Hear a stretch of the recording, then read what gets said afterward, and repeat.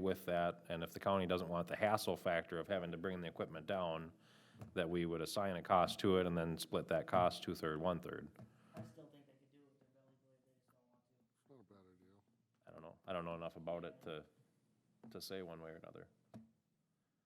But, Yeah, I would be fine with that too, they have to, I mean, make it, even if we split it 2/3, 1/3 on that, I mean, I just think it's fair. yeah, but then that way it saves them the hassle of having to come down and But it plow. doesn't- I don't wanna have to hire another full-time. Well, staff right, for that yeah. One spot, which, depend, if we had a snowfall like last year, you probably have to have another full-time plow guy for just that. Yeah, what do you think, Josie, on that idea? I can present that idea. That was never discussed or brought up yet. I don't know, Mike, any Sounds thoughts on that one? Yeah,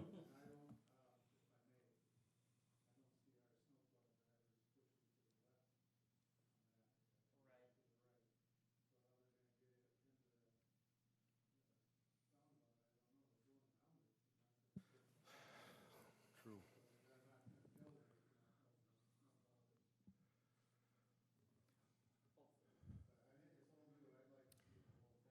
yeah,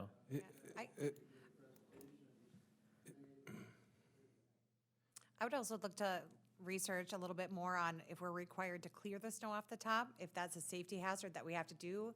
Because if the plows are going around it and they're pushing to the outskirts of it, and then it's just really the snowfall, if we get 6 inches or, a large dumping of snow, can that just sit there, or are we required to clear it? I'd have to look into that. I don't know that answer. That could make a Do you know- difference too, because they could do it late at night when the. We could do it road later, is- we're not in a is- time Right. crunch to move, we can still do our priority areas, yeah. Do you know that answer, Jason? Eventually, it'd have to get removed. you Well, know, right, 'cause but- it's part of the function of trailer semis and things being able to use it. So if it was piled up in any way that would It'd be a impact safety hazard. them, then it'd be a safety hazard. But I don't think it's gonna be like, an urgent go clean it every 1 inch that's fallen, thing. It would just be, if it's turning into a safety hazard, that, yeah, it's gotta go get done. But Yeah, I can imagine how the accounting and invoicing and all this would work on lights, right? We could have assigned, these 3 are the city, these 6 are county. Okay, that makes sense. But when we get to snow, like, that's gonna be a little harder.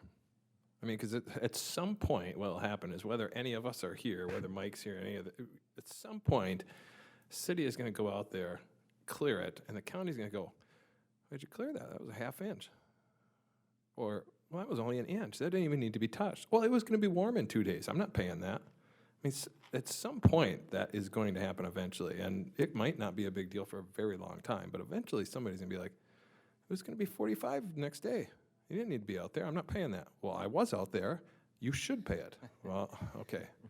Yeah, you're Holy gonna have to- criminy. Yeah, I guess You're gonna that's have true, to- yeah. Like that- I hadn't thought about it from that angle. Yeah, so just like, what would be, to my mind, if I'm gonna work this accounting-wise and like know that I can have a process that is repeatable 100% of the time, if we're gonna do a 2/3, 1/3 like that, where somebody is invoicing somebody, there would have to be defined parameters that everybody has agreed to prior to any event occurring.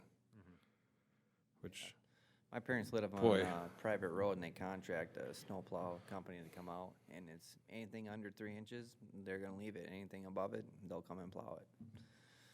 So it'd have to be something like that, where it's a defined yeah, there'd amount have, of snow. yeah, something. Or maybe I don't know, maybe we only do it on snowfalls above a certain amount, because we reasonably expect the county is not going to be able to be there in a certain amount of time. I don't know if that would, I'm just trying to think of another. The city does. The city owns all the sidewalks, in the city, even along there.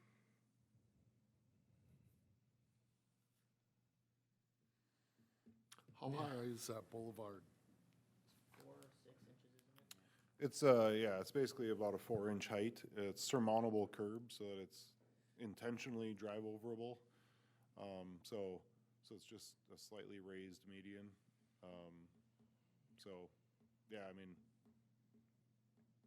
I believe a belly truck, you know, a blade would physically be able to do it. It's just how well, how difficult, and, you know, and it would likely be easier with the city's equipment, you know, for sure. So, I think it would be fine personally. I think they're not wanting to deal with it, but the 4 inch amount of, I mean, your belly blade comes up 12 inches or more, and you got, Yeah, I all have, you gotta do is go up to it, drop it onto it, pull it, and then you pull the outside around it. Right. Thinking the same thing. It's one extra trip through each way. exactly what I was thinking. That's why I asked. What are you thinking? Yeah. Oh, I was just, thought that there is a little bit of a risk that if the city's plowing it, I'm not opposed to plowing it, I will say that, but if we're plowing it and Damage. chips an edge, blade hits the edge, and we bust the concrete, now we're solely responsible for that maintenance, which you could say, yeah, because you did that, but a lot of plowing is unintended consequences of what it does to concrete. So, just was thinking about that. Well, I mean, if you guys think that the county would be able to handle it, and, I mean, I'd rather not have our guys dealing with it, I guess, and, That's where I'm at with it. I think you know, it's better. I think if they can say, well, it's just not gonna work for us with the equipment that we're gonna have there, then maybe we come back to it and look at it and see what we can work out, but I think that's kind of what I'm, is that kind of what you're thinking? Yeah, That makes the most sense for, Okay. for this situation. all right. Well, I think that handles those three, and then the last section 6, right, was the last thing that you were kind of wanting to look at? Actually, that's just a difference. We have to work that out with the attorneys. Yeah. Our attorney had drafted a paragraph. I'm not sure if it was their staff or their attorney who drafted it one. So I do have that back to our city attorney to review to see the discrepancies between, because there's 2 different state statutes that it's referencing. So that's not for discussion tonight, just something Okay. that we're still working out on the logistics of the liability. Okay. The way I was kind of looking at that, and I was thinking, boy, it looks like they're kind of, like the county's language is saying they want to maintain some separation, but also prevent each other from being liable, and like the city's saying, no, we want to be together and prevent ourselves, like, you know what I mean? So it's kind of, I didn't dig into it that much, but that was the general idea of what I was thinking that the difference was. Nothing to really dig into right now. Yeah, I don't know that it's, yeah, We'll let we'll the let attorneys them duke it sort it out. out, yeah. So I know we had talked about maybe the city taking over the most of the happenings and the construction with this.